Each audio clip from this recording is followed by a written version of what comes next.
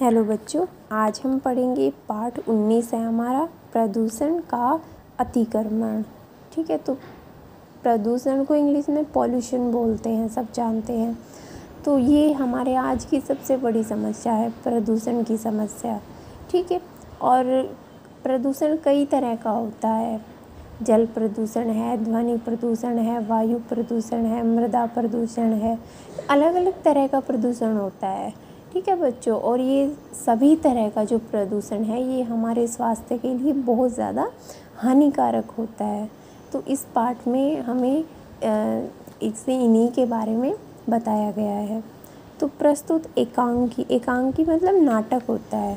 तो प्रस्तुत एकांकी के माध्यम से चारों ओर बढ़ते प्रदूषण तथा उससे जनजीवन पर पड़ने वाले दुष्प्रभावों पर प्रकाश डाला है कि किस तरह तो प्रदूषण बढ़ रहा है हमारे यहाँ। ठीक है, और उसका हमारे मानव की सेहत पर क्या असर पड़ रहा है। इस नाटक के पात्र कौन कौन है जो इस नाटक में हिस्सा ले रहे हैं, वो कौन कौन है बच्चों। अविरल है पापा। ठीक है, दो बच्चे हैं अंजू और अंशु, तो इनके पापा हैं अविरल। एक बच्चा और है राहुल और एक है डाकिया। ठीक है, अविरल ने अंजू के नाम से पर्यावरण पर एक लेख लिखा है।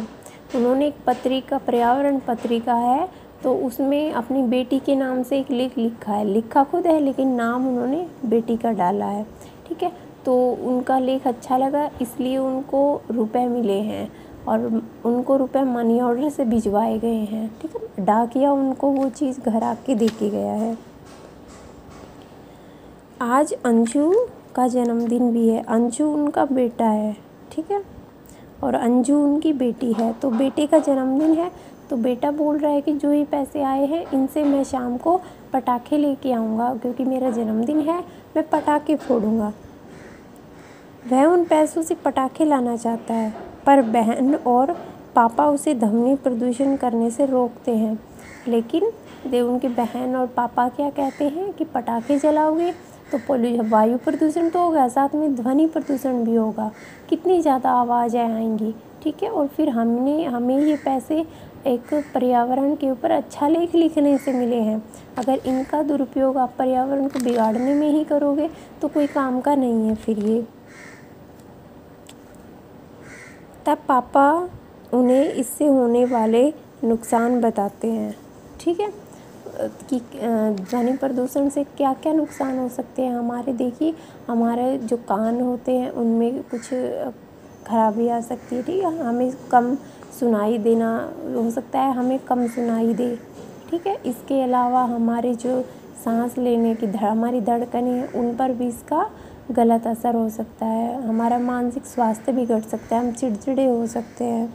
तो इन सारी ध्वनि प्रदूषण से होने वाले आपके गलत कार्य।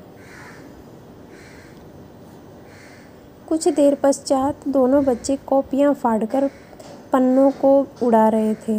अब थोड़ी देर बाद क्या हुआ कि वो कॉपियाँ फाड़ रहे हैं बच्चे। ठीक है, पापा ने उन्हें रोकते हुए क्या कहा कि ज़्यादा कागज़ ख़राब करोगे तो ज़्यादा पेड़ कटेंगे। ठीक है, क्योंकि जो कागज़ होता है वो पेड़ से बनाया जाता है, तो पेड़ की छाल से। तो उनके पापा ने कहा अगर तुम बार बार कागज़ ख़राब करोगे तो इससे तो बहुत ज़्यादा पेड़ काटने पड़ जाएंगे, और अगर पेड़ कट गई तो हमारा जो वायु है हमारा वो उसमें प्रदूषण और ज़्यादा बढ़ जाएगा।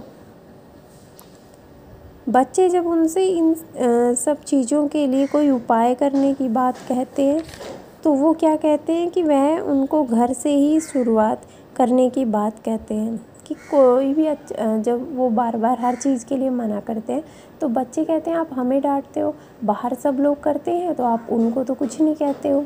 तो उनके पिताजी क्या कहते हैं, अविरल बाबू क्या कहते हैं कि कोई भी अच्छा काम अगर आप कर रहे हो तो उसकी शुरुआत हमें घर से ही करनी पड़ती है। ठीक है, सबसे पहले हमें अपने घर में उन चीज़ों को रोकना होगा, तभी हम बाहर जाकर रोक सकते हैं। तभी एक बच्चा वो से ये सब बातें कर रहे हैं, तभी एक बच्चा राहुल है वो वहाँ पर आ जाता है और उनको बताता है कैसे उनकी बस्ती में सब बीमार पड़े हुए हैं। ठीक है, और जो उनका पानी है वो भी बहुत ज़्यादा ख़राब हो चुका है, उसमें कीड़े मकोड़े निकल रहे हैं पानी में से।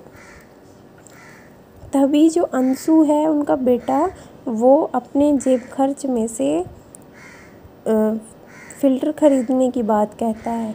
जो अंशु उनका बेटा है वो अपना जेब खर्च में से फ़िल्टर लाने की बात कहता है। क्यों? क्योंकि वैसे तो पानी वो पीने लायक नहीं है, ठीक है। तो वो चाहता है कि उसके बहन पिताजी अच्छा पानी पिए,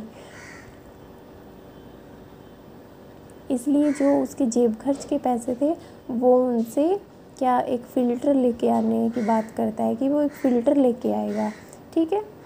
तो ये आपका पाठ था बच्चों, पाठ 19 प्रदूषण का अतिक्रमण जो पूरा हुआ। इसको पढ़ लेना एक बार, कितने प्रकार इसमें एक तो ध्वनि प्रदूषण आया हुआ है, ठीक है, वायु प्रदूषण आया हुआ है। तो इनको हम पढ़ लेंगे एक बार अच्छे से, और फिर इसका अभ्यास भी करना है आपको। धन्यवाद।